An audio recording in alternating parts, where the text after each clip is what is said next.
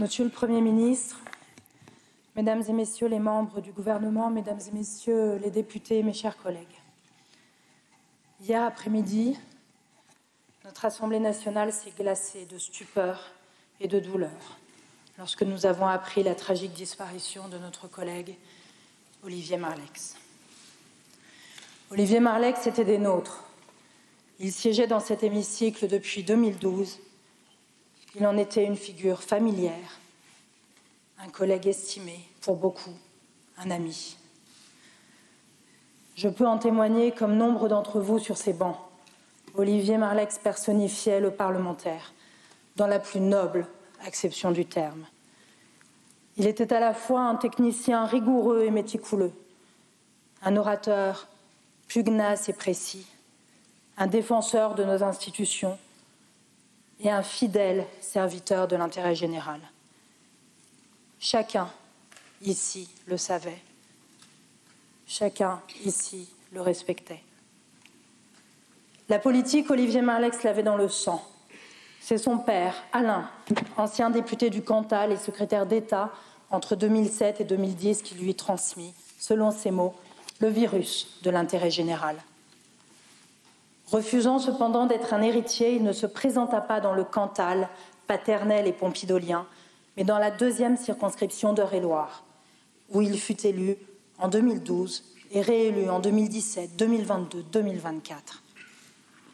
Durant ces 15 années, Olivier Marleix fut un véritable pilier de la Commission des lois. Il s'investit particulièrement dans la lutte contre la corruption et les conflits d'intérêts, en grand défenseur de la déontologie et de l'intégrité parlementaire. Le fil rouge de son engagement, ce fut peut-être son admiration teintée de nostalgie pour l'État gaullo-pompidolien. Fervent avocat de la souveraineté industrielle et énergétique de la France, il présida ainsi en 2018, avec une pugnacité que chacun lui reconnaît, la commission d'enquête sur les décisions de l'État en matière de politique industrielle. Enfin, tout au long de ses engagements, Olivier Marleix ne séparait jamais la liberté des Français de leur sécurité. Sa toute première intervention dans cet hémicycle, le 6 novembre 2012, comme sa toute dernière, le 1er juillet dernier, portèrent justement sur la sécurité des Français. Olivier Marleix prenait encore la parole dans cet hémicycle mardi dernier. Et il était alors, comme nous l'avions toujours connu, précis, impliqué, respecté. Il devait siéger cet après-midi même sur les bancs de la commission pour défendre la proposition de loi dont il était le rapporteur. Derrière le député engagé et investi, il y avait également l'homme, unanimement apprécié. Les hommages d'hier en témoignent. Il venait de tous les bancs de cet hémicycle, démontrant ainsi qu'au-delà de nos différences politiques, souvent radicales, nous appartenons à une seule et même grande famille, la famille parlementaire. Nous sommes très nombreux ici à pouvoir attester de la force de caractère d'Olivier Marleix, de sa stature morale. Oui, il fut un opposant résolu, mais il fut toujours un opposant respectueux de nos institutions et des autres, exigeant et courtois, digne et élégant, mais aussi pince sans rire, et nous sommes beaucoup à avoir fait l'expérience de son humour tranchant, mais toujours pertinent. Je peux témoigner personnellement de ses qualités, pour avoir travaillé étroitement avec lui 7 années durant, au sein de la Commission des lois, puis en conférence des présidents. Homme de droite, il incarnait avant tout une droiture républicaine, qui ne transigeait jamais avec ses convictions, mais qui plaçait toujours l'intérêt général et notre institution au-dessus de tout. Député de la Nation, Olivier Marleix était aussi un élu de terrain, conseiller général puis vice-président du conseil départemental d'Eure-et-Loir, maire d'Annette de 2008 à 2017. Il était enraciné dans son territoire. Il avait fait sienne cette idée de Georges Pompidou qu'il admirait. La République doit être celle des politiques au sens vrai du terme, ceux pour qui les problèmes humains l'emportent sur tous les autres, ceux qui ont de ces problèmes une connaissance concrète née du contact avec les hommes. Mes chers collègues, dans quelques mois, nous rendrons collectivement hommage dans cet hémicycle, en présence de sa famille, à Olivier Marleix, et je prononcerai à cette occasion son éloge funèbre. Aujourd'hui, en cette heure de deuil, nos pensées attristées se tournent vers sa famille et ses proches. Qu'ils sachent que la représentation nationale tout entière partage leur peine et se tient à leur côté. J'adresse aussi une pensée particulière à nos collègues députés de la droite républicaine qui perdent un ancien président de groupe dont la voix portait bien au-delà de ses rangs. Alors, mes chers collègues, en hommage à Olivier Marleix, je vous invite à observer une minute de silence.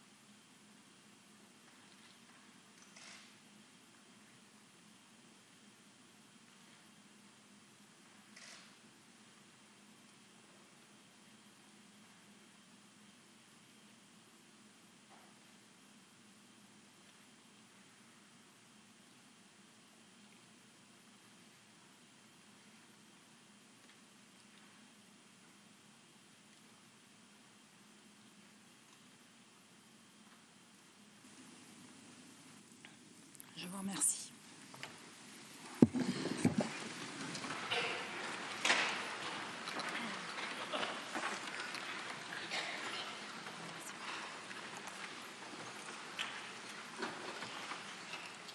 Je voudrais donner à présent la parole à Monsieur Laurent Wauquiez, président du groupe Droite républicaine.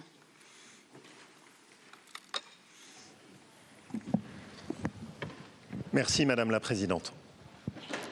Monsieur le Premier ministre, Mesdames et Messieurs les ministres, chers collègues, Olivier Marleix a été le président de notre groupe. La semaine dernière, il était encore là, assis à sa place parmi nous. Aujourd'hui, son siège est vide. Il est parti et il laisse derrière lui, pour chacun d'entre nous, une infinie tristesse. Ceux qui le connaissaient bien savaient déceler, au-delà de sa pudeur, l'immense sensibilité de son âme. Son départ, la brutalité des circonstances, appellent tant de questions, des regrets aussi. Ces paroles que nous n'avons pas pu avoir, ces échanges que nous aurions aimé partager, tout ce qu'on n'a pas eu le temps de dire. Cette peine, rien ne pourra la combler. Elle laisse son lot pour chacun d'entre nous de souvenirs, de regrets, de souffrances. Mais notre devoir, c'est de garder autre chose d'Olivier Marleix. Notre devoir, c'est de faire en sorte que la brutalité de son départ, la façon dont elle nous marque, ne fasse pas oublier la dignité de son engagement politique et ce qui était le sens de sa vie, un député au talent rare. Lui, le fidèle serviteur de la tradition gaulliste, qui avait appris aux côtés des plus grandes figures de notre famille politique, de Charles Pasqua à Nicolas Sarkozy. Lui, le Cantalien, au caractère parfois rude, mais toujours espiègle. Lui qui a toujours refusé d'être un héritier et qui avait choisi de se construire par le suffrage universel. Lui qui avait épousé ce département d'Eure-et-Loir, où dans sa commune d'Annette, comme on choisit une famille, sa gentillesse et sa proximité faisaient l'unanimité. Olivier avait gardé de Georges Pompidou qu'il admirait tant cette conviction que la belle politique conjugue l'enracinement dans un territoire et le regard qui emporte au-delà de la colline. Oui, il aimait en politique les grands débats. Il aimait les idées qui élèvent.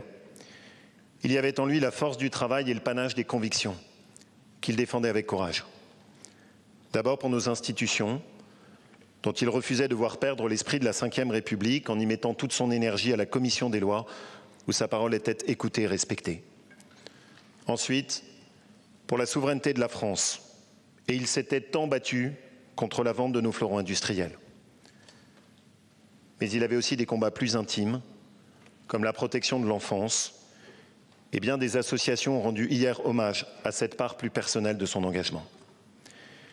Il refusait que la vie politique soit abîmée, qu'elle soit gangrénée par la médiocrité. Homme de lecture et d'écrit, il ne cessait de réfléchir, de questionner, de proposer pour tracer un chemin de reconstruction française. Je tiens à remercier, au nom de notre famille politique, les témoignages de tous bords qui se sont exprimés et qui ont rendu hommage à celui qui était respecté parce que, quelles que soient nos différences politiques, il menait chacun de ses combats avec droiture et panache. Dans cette épreuve, nos cœurs et nos pensées se tournent vers ses proches, sa famille, tous ceux et celles qu'il aimait et ses 2 filles. Mes chers collègues, la vie politique peut être dure. Derrière les apparences qui protègent, derrière les sourires qu'on affiche parfois comme des armures, derrière les silences qu'on ne comprend pas toujours, on sous-estime toujours la solitude des êtres. Mais Olivier, tu n'es pas seul. Tu n'es pas seul. Tu comptes ici des compagnons fidèles, des amis qui perpétueront ta mémoire, celle d'un homme droit qui a dédié sa vie à l'honneur et à l'amour de son pays.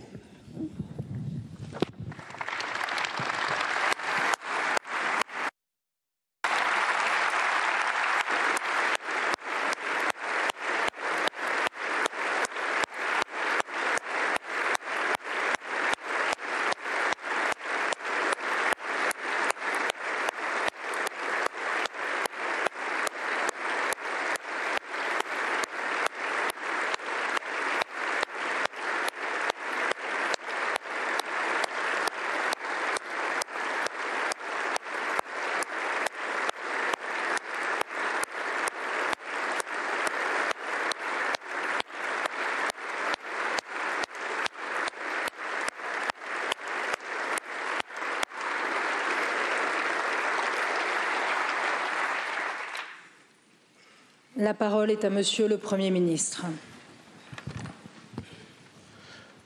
Madame la Présidente, Mesdames et Messieurs les députés, Monsieur le Président Laurent Wauquiez, le gouvernement veut vous dire à quel point nous partageons. Nous avons partagé hier la stupéfaction et l'immense tristesse à l'annonce du départ d'Olivier Marleix, à quel point nous partageons l'arrachement qui est le vôtre et à quel point nous partageons l'affection qui a été traduite sur bien des bancs et le respect que cette personnalité rare faisait naître.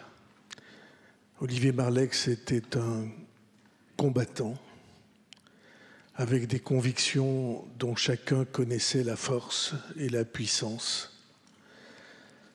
Infatigable parce qu'il ne cessait de défendre une certaine idée de la France, de sa souveraineté économique et industrielle. Mais au-delà des dossiers qu'il portait, il y avait un amour enraciné pour notre pays. Cette figure que beaucoup estimaient sur tous les rangs, sur tous les bancs, cette figure-là, elle nous rappelait que la politique n'est pas seulement débat, concurrence et affrontement. Elle est quelque chose d'autre. Elle est le partage d'un idéal dont nous ne faisons sans doute pas tous la même idée, mais qui est aussi essentiel pour nous tous.